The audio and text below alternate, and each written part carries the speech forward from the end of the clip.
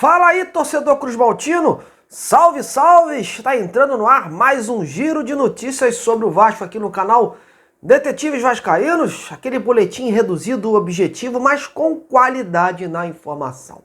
Mais um final de semana sem Vasco, sem Brasileirão e, na verdade, poucos são os fatos novos acontecendo.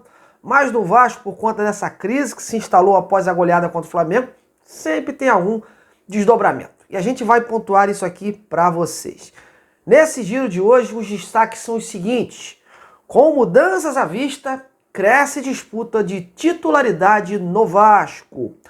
Ex-presidente Jorge Salgado aparece, cutuca Pedrinho e abre o jogo sobre o processo de criação da SAF no clube com a escolha da 777.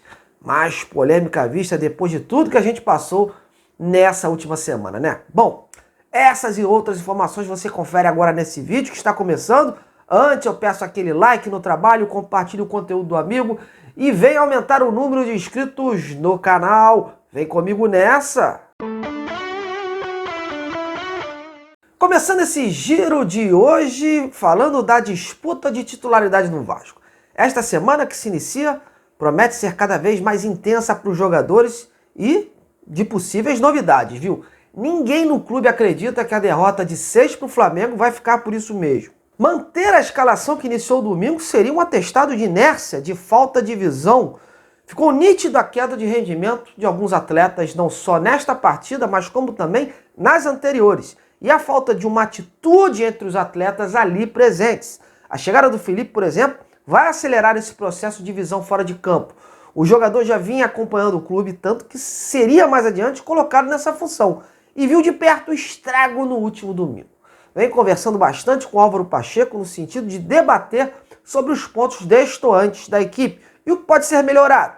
A palavra final será, claro, do Álvaro Pacheco, que vai ter uma disputa à parte com um de seus melhores amigos da profissão, o técnico Abel Ferreira, e que de quebra jogando fora de casa e contra um adversário bastante qualificado, viu?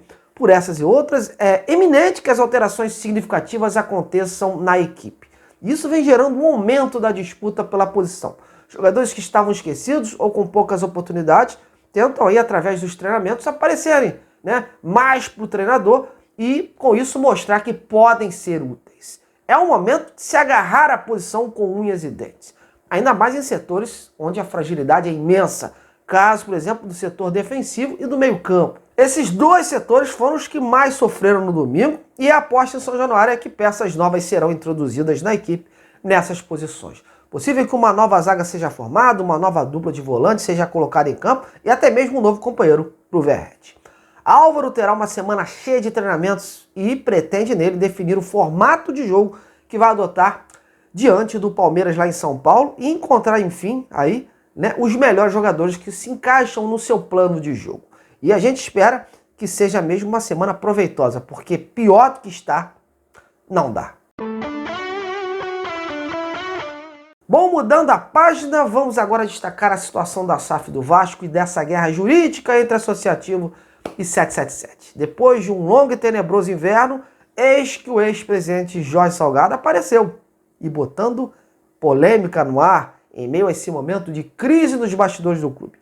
O ex-dirigente divulgou um longo manifesto com uma série de pontos em que defende a venda para 777, ocorrida em sua gestão em 2022, fazendo críticas à atuação do Pedrinho e seus aliados nessa briga com a empresa americana e revelando pela primeira vez que a 777 foi a única empresa que aceitou as premissas básicas e fez então uma oferta concreta ao clube. Eu tive acesso ao tal documento e confesso que é muito extenso e minucioso a leitura, viu? São cerca de 13 tópicos no formato perguntas e respostas, onde ele aborda o processo de criação da SAF do Vasco, faz sua defesa alegando transparência e também defende a parceria com a 777 e o Vasco. E no final dá aquela leve cutucada na atual gestão do Pedrinho, desafiando o atual mandatário vascaíno de expor o contrato. Para não ficar cansativo aqui, até porque é um giro de informações rápidas, eu vou apenas destacar, pensar os pontos que eu vi mais relevantes. Bom, além de defender a parceria com a 777, como eu já disse, ele também questionou e criticou a estratégia jurídica da administração do Pedrinho, que entrou com a ação judicial e conseguiu, em caráter liminar, tirar a 777 do controle do Vasco SAF. Ele afirma que a opção pelo embate judicial é preocupante, além de gerar um clima de instabilidade institucional e de insegurança jurídica, que acaba por afugentar possíveis novos investidores. Outra coisa, a situação daquele empréstimo feito pelo Salgado ao Vasco.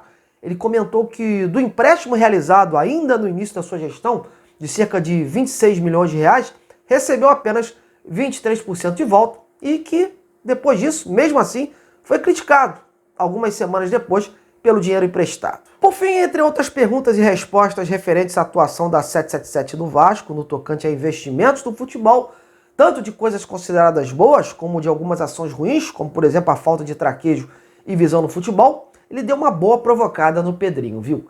Ele lembrou que eliminar suspende os efeitos do contrato e faz um apelo para que agora os contratos confidenciais sejam abertos na íntegra.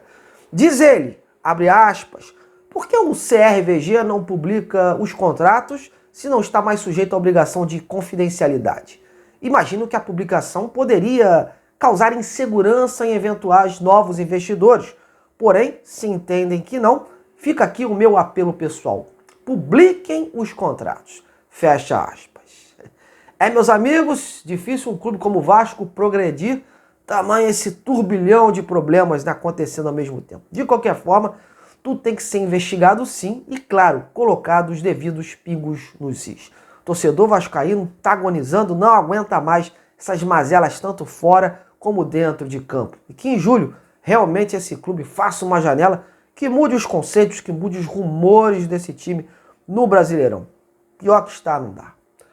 Bom, meus amigos, mas eu estou indo. Essas são as principais informações do dia, nessa linguagem rápida.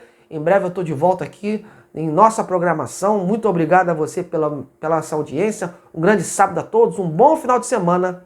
Até mais!